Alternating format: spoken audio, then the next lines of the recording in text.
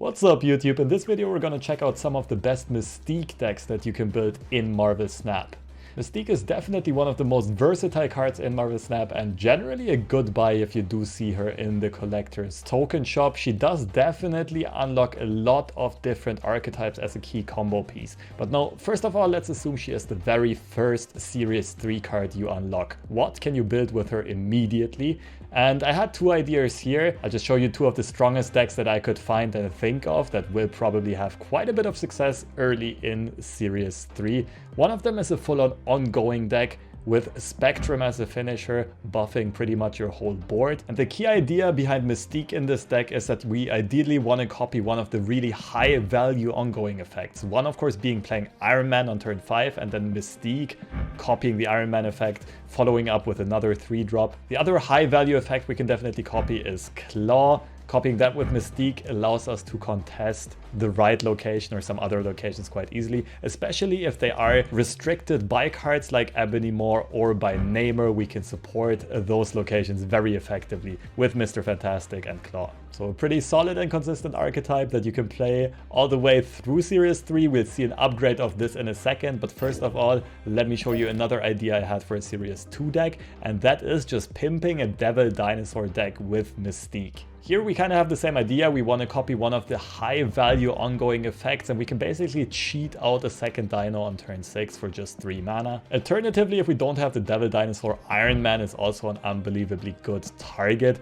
Apart from that, most of the deck is early game cards, as well as some cards with a bit of control capabilities. Killmonger is in here because in Series 2, early Series 3, you will still find a lot of Khazar Zoo players that try to swarm the board with a lot of 1-cost units and you can just pick them off easily with this card. Cosmo also counters a lot of Odin, White Tiger type of strategies and Wong decks. Watch out for the anti-synergy to not accidentally silence your own Mystique, Moon Girl, White Queen, Killmonger, whatever. So this is a pretty competitive archetype that will be successful even throughout Series 3 to a certain degree. Let's see which other cool decks you can transition to once you do unlock more Series 3 cards.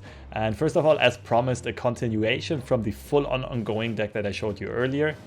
Except that this one goes a bit more all in on the Spectrum win condition. Our ideal setup here is to play Wong on turn 4, Mystique on turn 5 copying Wong's effect, and then playing Spectrum on turn 6 to cast this effect 4 times, giving +8 power to all of your cards across all 3 locations, usually just clutching out the game by itself. That means we want a lot of buff recipients, and that's why we play a lot of cheap ongoing cards. We play Ant-Man and Quinjet, even though Quinjet doesn't really have discount synergy in this deck. We just play it because it's a 1-mana ongoing that ideally will get +2, +4 or even +8 from Spectrum later on. And similar ideas with all of these other cheap ongoing cards. They're just good value cards that pump out some stats early on, but mostly are just recipients for the Spectrum buffs later on. The other good thing here is this deck doesn't really require a lot of Series 3 cards. The only real essential cards here are Mystique as well as Wong. Besides that, we can, for example, replace Mojo with Colossus and Ebony Maw with another cheap ongoing card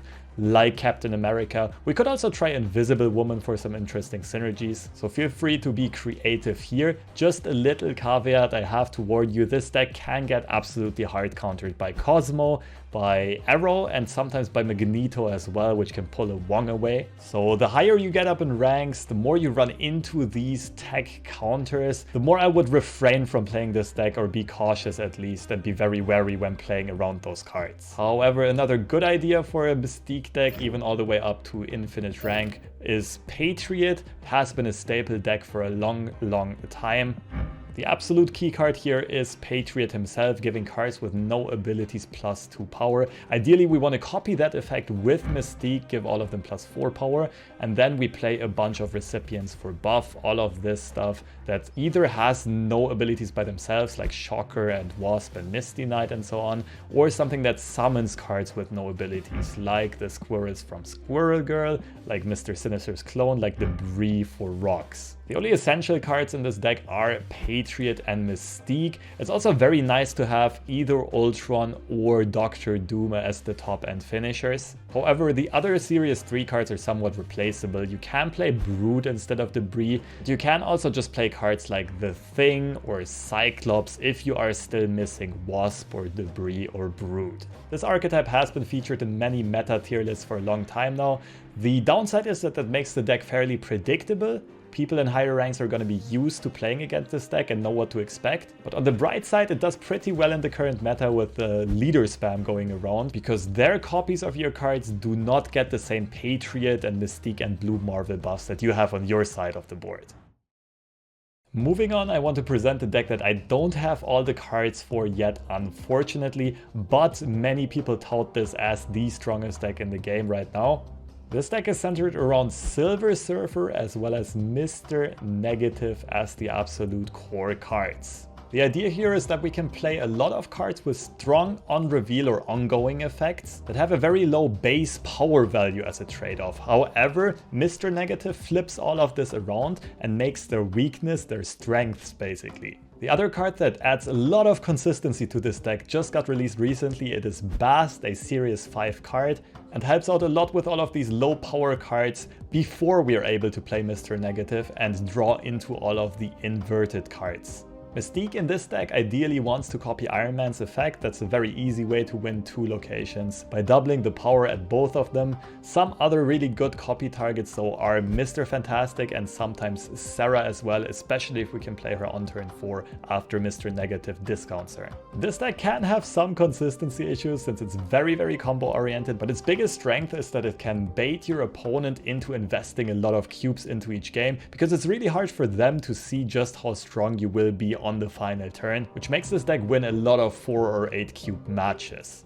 Unfortunately though, it is a pretty expensive deck and you need a lot of Series 3 cards for this to work, as well as ideally Bast as a Series 5 card. I would say the essential cards are Silver Surfer, Mr. Negative and Brood. But it's also pretty nice to have Sarah, Mystique and Bast. Moving on to some other interesting build-arounds, here's a Cerebro deck.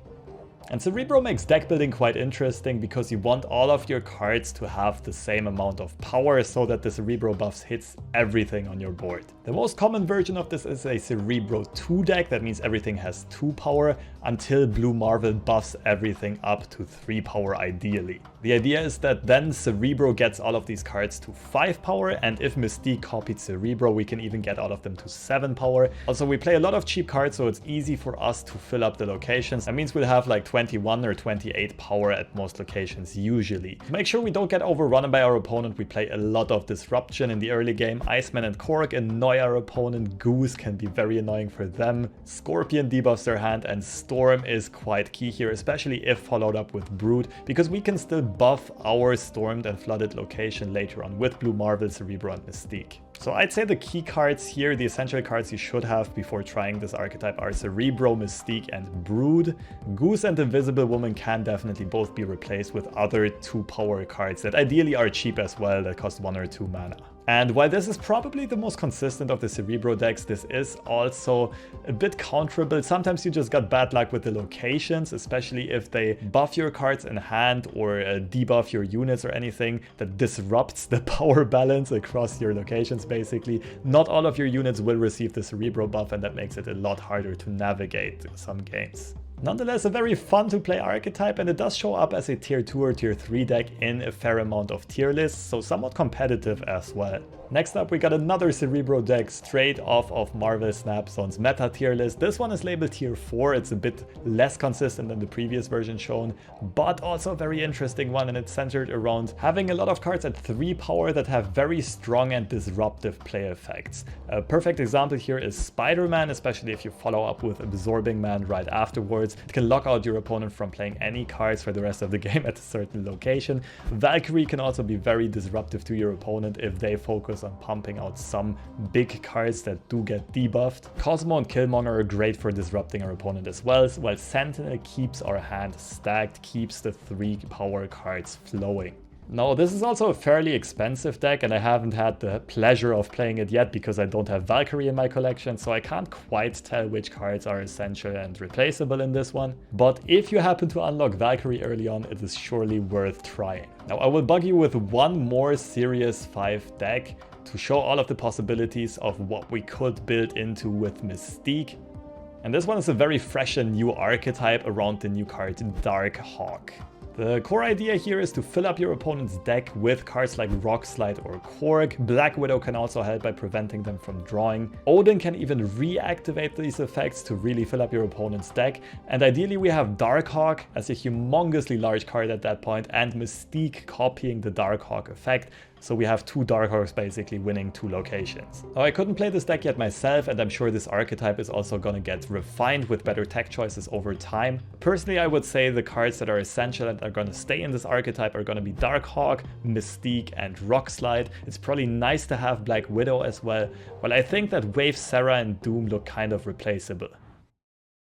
Okay, back to the game client we go, where I want to show you some more decks that I actually could play. I have all the cards that I need in my collection, and one of the most popular ones is Gambit Exodia. Definitely more of a meme deck. I would not recommend trying to climb with this, but super satisfying and super fun if you do get the combo off. And the core combo here is, ideally you want to play an Onslaught, then copy Onslaught's effect with Mystique, play Wong into that same location, and that will activate Gambit 16 times if you play him as the fourth card, effectively removing your opponent's whole board, all of their cards from all three locations. You might think that sounds like a pretty expensive combo, and it is. To make sure we still can cheat this combo out, we can discount our own cards with Sarah, we can cheat some more energy with a card like Psylocke or Wave, and Magic can prolong games for us as well. So the essential Series 3 cards here are Mystique, Gambit, and Wong, and it is very nice to have some amount of Psylocke, Wave, Magic, or Sarah to be able to get the combo much more consistently.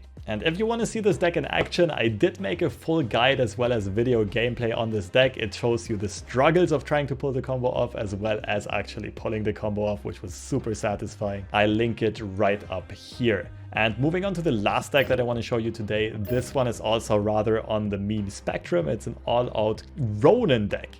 The idea here is to copy Ronan's effect with Mystique, spread it out across two locations, and make those Ronans huge. We do that with Baron Mordo, Black Widow, and Maximus all putting stuff into our opponent's hand. Ideally, we want to play Black Widow and or Maximus on the very last turn to not give our opponent a chance to play those cards that they draw or that we give to them. So the only really essential cards here are Ronan and Mystique. It's nice to have Magic, and it's nice to have some amount of Maximus, Black Widow, and Baron Mordo to increase our opponent's hand size.